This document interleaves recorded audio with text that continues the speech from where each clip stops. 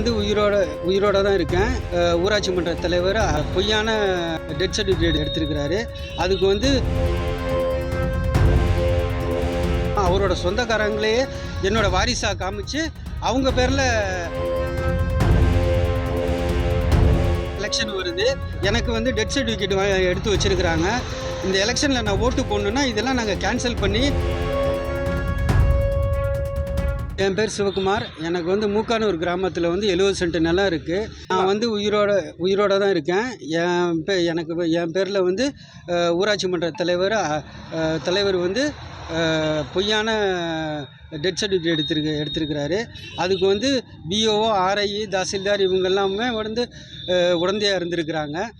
ஊராட்சி மன்ற தலைவர் தான் இதுக்கெல்லாம் காரணம். அவரோட சொந்தக்காரங்களே என்னோட வாரிசாக காமிச்சு அவங்க பேரில் வாரிசாக மாற்றிக்கிட்டாரு. இது வந்து ஊராட்சி மன்ற தலைவர் பதவியிலேருந்து அவரை நீக்கணும்.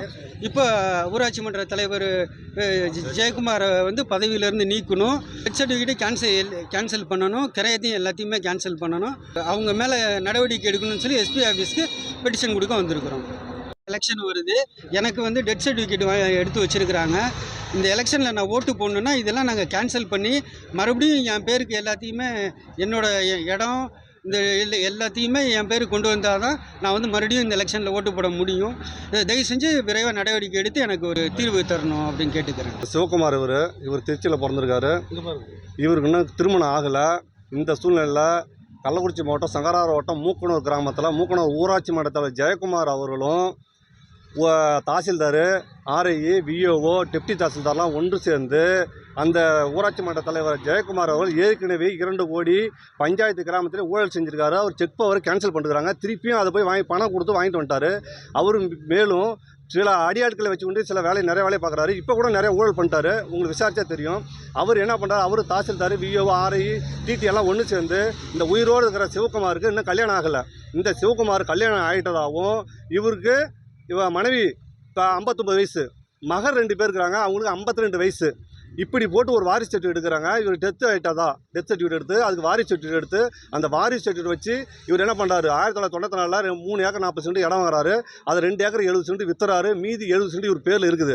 அந்த நிலத்தை அபகரிக்கணும், கொள்ளையடிக்கணுங்கிற நோக்கத்தோட இவர் செத்துட்டதாகவும் போய் வாரிசு சர்டிஃபிகேட் எடுத்து அதை வச்சு அவங்க அக்கா தங்கச்சி தான், அவங்க 2 பேரும், ஜெயக்குமாரோட அக்கா தங்கச்சி பேரில் என்ன பண்ணால் அவர் தான் இவர் வாரிசு அப்படின்னு சொல்லி சர்டிஃபிகேட் எடுத்து அந்த நிலத்தை எழுதி வாங்குறாரு. அந்த அம்மா பேர் எழுதி வாங்கி அவங்க 2 பேரும் ஜெயக்குமார் எழுதி தராங்க. ஜெயக்குமார் 5-6 பேருக்கு அது வித்துட்டாரு. இது சம்மந்தமாக நாங்கள் ஏற்கனவே புகார் கொடுத்துருந்தோம். அந்த இவர் சார் பதிவாளர் மட்டும் ரிப்போர்ட் கொடுக்குறோம். அவரும் அதை பற்றி அது கண்டுக்கல. எங்களெல்லாம் தெரியும்னு சொல்கிறாங்க. தாசில்தார்ட்டும் போய் நான் சொல்கிறோம், ஆமாங்க நாங்கள் தான் கையெழுத்து போட்டோம், உண்மை நாங்கள் தான் போட்டோம், ஒன்றும் பிரச்சனை இல்லை, பார்த்து உண்மையெல்லாம் செத்துட்டாரு அப்படின்னு சொல்கிறாங்க. இல்லைங்க ஆள் உயிரோடு இருக்காருங்க அப்படின்னு சொல்கிறாங்க. இல்லை அதெல்லாம் ஒன்றும் பிரச்சனை, தலைவர் சொல்லிட்டாருங்க. அப்போ தலைவர் இந்த தாசில்தார்லாம் ஒன்று சேர்ந்து இந்த வேலையை பண்ணுறாங்க. இப்படி ஒரு ஊராட்சி மன்ற தலைவரை மக்கள் தேர்ந்தெடுத்த ஒரு தலைவர் கவர்மெண்ட்டாக கொள்ளையடிக்கிறாரு, பொதுமக்கள் பணத்தை கொள்ளையடிக்கிறார். அது வேறு விஷயம். ஒரு தனிப்பட்ட நபர் சொத்தை வந்து செத்ததாக சொல்லி அபகரித்து இவ்வளோ பெரிய வேலை செஞ்சுருக்காரு. அவர் மீது துறை ரீதியான நடவடிக்கை எடுக்கணும்.